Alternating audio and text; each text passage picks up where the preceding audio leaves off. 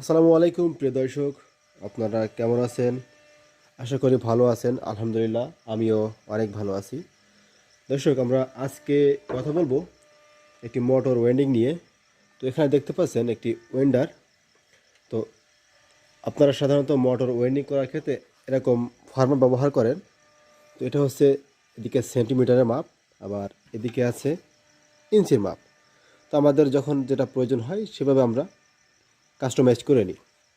তো এটার ক্ষেত্রে হয় কি, এখানে যে আমাদের পাইপ দিয়ে আমরা ডিউরেশন তৈরি করে নিই, তো অনেক ক্ষেত্রে এটা কম বেশি হয়ে যায়, যার কারণে আমাদের মোটরের কারেন্ট কম বেশি হয় এবং মোটর অনেক সময় দীর্ঘস্থায়ী হয় না, বিভিন্ন সমস্যা হয় এর জন্য।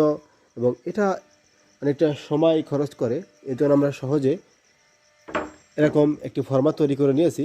তো এটি হচ্ছে, দেখতে পাচ্ছেন, এটি তৈরি করা হয়েছে জিআই পাইপ দিয়ে। তো কিছু পাইপ আপনাদেরকে দেখাই। এই যে এখানে দেখতে পাচ্ছেন পাইপ, এটা হচ্ছে 1.5 ইঞ্চি। শুরু থেকে এটা হচ্ছে 1/2 ইঞ্চি, এটা 3/4, এটা 1 ইঞ্চি এবং এটা 1.5 ইঞ্চি। তো এই জিআই পাইপ দিয়ে আমাদের এই ফরম্যাট তৈরি করা হয়েছে। তাদেরকে একটু যদি দেখাই, দেখছেন এটা হচ্ছে 1/2 ইঞ্চি, এটা 3/4, এটা 1 এবং এটা 1.5 ইঞ্চি। এবং আপনারা যদি তৈরি করতে চান, এই যে দেখেন, এটা থেকে এইটা 1 সেন্টিমিটার দূরত্ব, এটা থেকে এটা 1 সেন্টিমিটার বেশি দূরে দেওয়া, আর এটা থেকে এইটা আর 1 সেন্টিমিটার। তাহলে এখানে 1 2 3 4 চারটা মিলে একটা ফর্মা তৈরি করা হয়েছে এবং একটা থেকে আর একটা 1 সেন্টিমিটার বড়। তো এভাবে আপনারা চাইলে সহজেই ফর্মা তৈরি করে নিতে পারেন। তো আমরা এখন কয়েল ওয়াইন্ডিং করব। তো দেখতে থাকুন। এই যে এখানে একটা কাউন্টার মিটার লাগানো হয়েছে, মিটারটা আমি 0 করে নেব। এই যে মিটার 0 হয়ে গেছে। এখন আমি যদি কাউন্ট করি, দেখছেন এখানে এটা ঘোরালে কিন্তু এখানে কাউন্ট হচ্ছে আমার কত পাক হচ্ছে। এই যে দেখুন, এখানে এই যে প্রায় 22 পাক হয়ে গেছে, এখানে 22 পাক হয়ে গিয়েছে। তো এভাবে আমরা সহজেই কয়েল ওয়েন্ডিং করতে পারি। এবং এটি আপনার যে কয়েল ওয়েন্ডিং করবেন, প্রতিটা কয়েলই একই ডিউরেশন থাকবে এবং এটা ছোট বড় হবে না, একই ওয়েট থাকবে, যার কারণে আপনার অনেক সুবিধা হবে। তো এটি হচ্ছে সুপার এনামেল তার। তো আমরা একটি 1 হর্স পাওয়ার ওয়াটার পাম্প রিওয়েন্ডিং করব। এটি হচ্ছে ওয়াটার পাম্পের কোর। তো এটা আমরা রিওয়াইন্ডিং করব। এর জন্য আমরা নিয়েছি 22 নং সুপার এনামেল ওয়্যার। দেখুন কীভাবে আমরা সহজেই এটিকে কয়েল করি। আমরা শুরুতে মিটার 0 করে নেব। এই যে 0 হয়ে গেল। এখন আমরা এটাকে কাউন্ট করব। এই যে দেখছেন, এটা ঘোরালে আমাদের অটোমেটিকলি এটা পেঁচানো হয়ে যাচ্ছে। এভাবেই সম্পূর্ণ কয়েল আমরা তৈরি করে নেব।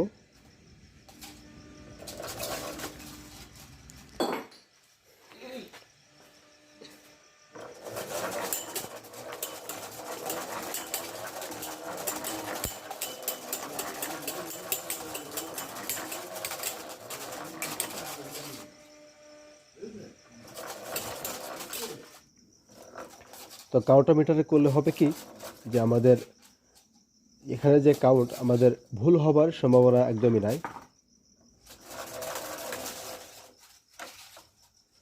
আমাদের কয়েলটা এখন সম্পূর্ণ করা হয়ে গেল। তো এখন আমরা এখানে এগুলো বেঁধে নেব। প্রতিটা এভাবে আমরা বেঁধে নেব।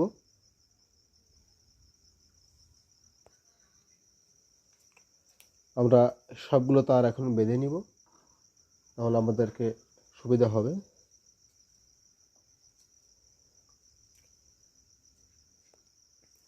তো আমরা দুই দিকে দুইটা নাট দিয়ে দিয়েছি, এখানে একটা এবং এখানে একটা। তো এই নাটটি আমরা খুলবো না, আমরা এখন এই ভিতরে যে নাট, এটা খুলবো। তো আমাদের যে ডিউরেশন, এটা ঠিক থাকবে, আমাদের বারবার খোলা লাগবে যেহেতু দুইটা কয়েল।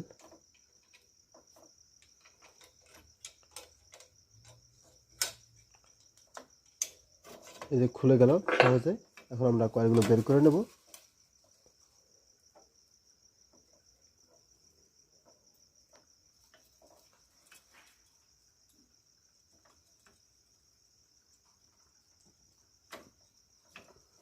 এই যে আমাদের কয়েলটি সম্পূর্ণ খোলা হয়ে গেল, এটাকে কেটে নিব।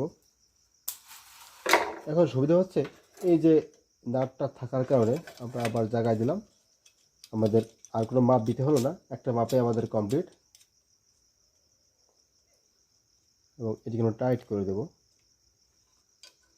এখানে 10 নং নাট ইউজ করা হয়েছে, ডালডেন্স এটা 10 নম্বর। এখন টাইট হয়ে গেল। এখন আমরা আবার এটাকে তার পেঁচাবো।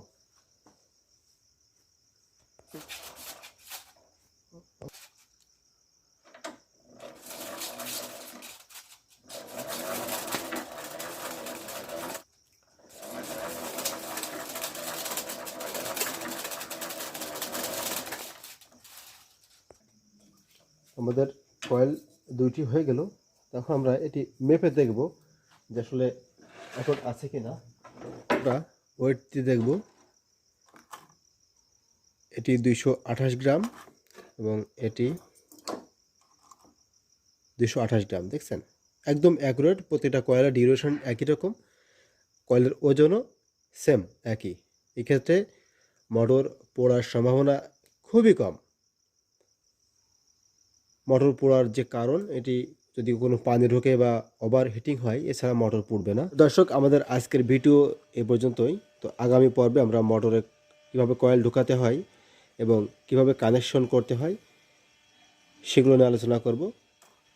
দেখা হবে পরবর্তী ভিডিওতে। আল্লাহ হাফেজ।